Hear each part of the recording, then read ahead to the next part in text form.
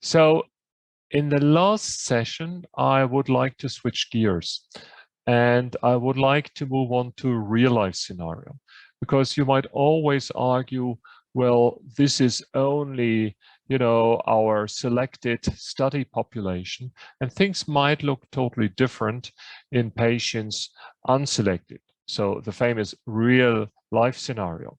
And here we have the first series which potentially investigates the results or impact of BTKI in mantle cell lymphoma in real life. So the idea was to investigate the impact of the introduction of BTKI in a population-based analysis. Yes, this is a retrospective cohort analysis, but essentially it was really, as mentioned, including all patients being registered. And the idea was to see what is the impact of the introduction of BTKIs in relapsed mantle cell lymphoma. And the hypothesis was, well, yes, in younger patients, you may be able to achieve long-term remissions. In elderly patients population, your therapeutic options are quite limited. And therefore, the idea was that you might see a survival benefit, especially in this patient group. Let's have a look. So how was this analysis being done? Well, essentially, all-cause mortality was collected. That's important when it comes to toxicity also. And of course, mortality secondary to mantle cell lymphoma.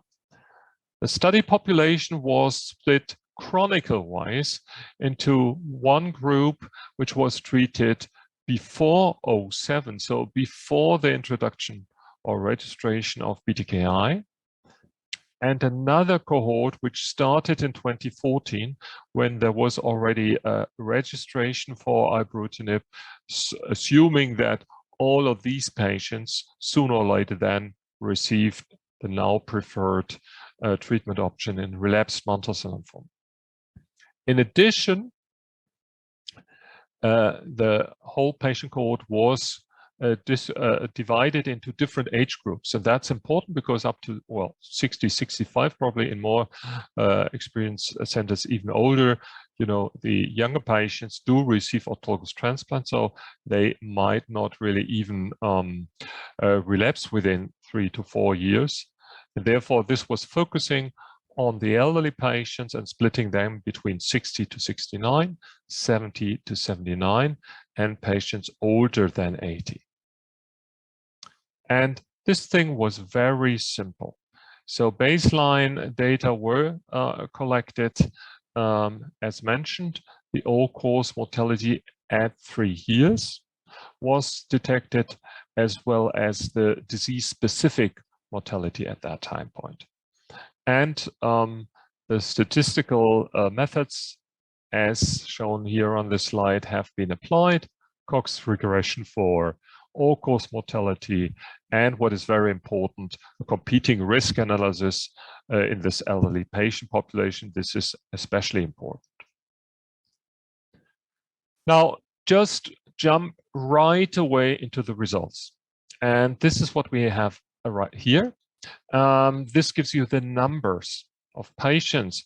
And this is important because what you realize, if we are all talking about this fantastic results in younger patients, however, they represent only about 20% of cases. And please keep that in mind.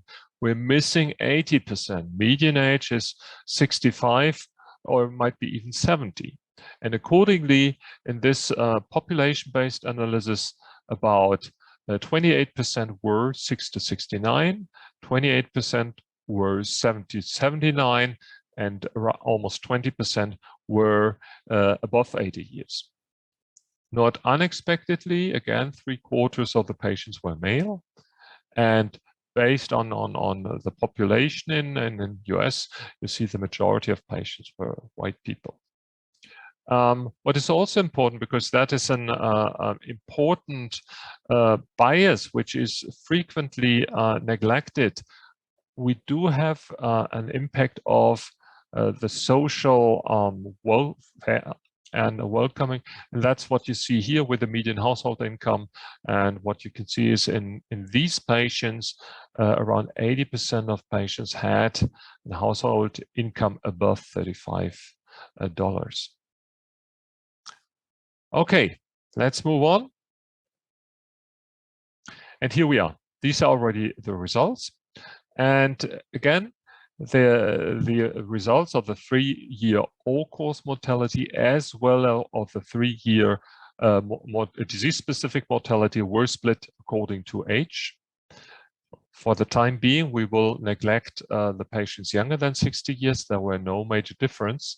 But what you can see here, in fact, for both patients 60 to 69 and 70 to 79, there were significant improvements in a relative overall survival. So you see the hazard ratio after introduction of the BTKI, which is 0.85 for the all-cause mortality, and for the disease-specific 0.78 for the quote younger patients 60 to 70, and for the elderly patients that was even slightly more pronounced, hazard ratio 0.80 for the all-cause mortality, and 0.76 for the disease-specific mortality. And finally, there was a similar trend in the patients above 80 years, but that was not significant, probably because of the competing risk of death overall. So in conclusion, this data showed nicely that there was a significant improvement of overall survival, not only in the youngsters, but also in the elderly patients, which I think is really the majority of patients. So this is highly clinically relevant. And of course, one has to be fair. The current studies, and that was addressed in the discussion at ASH, are now focusing specifically on the role of the introduction of the BTKI inhibitors. You have to know that, yes, exactly at that time, Bruton was registered, but it's fair to say it might well be that, for example, rituximab, which was registered or has been applied earlier or introduced earlier, it might well been picked up only later on by practitioners. So it's not absolutely clear, but this is exactly the target of ongoing investigations. Again, having a better look at the data with a longer follow-up and the characteristics and the treatment patterns in more detail, specifically in the patients above 80 years. And here we are. That was giving you a flavor about the overall benefit of these new compounds. And so we are looking forward to the discussion.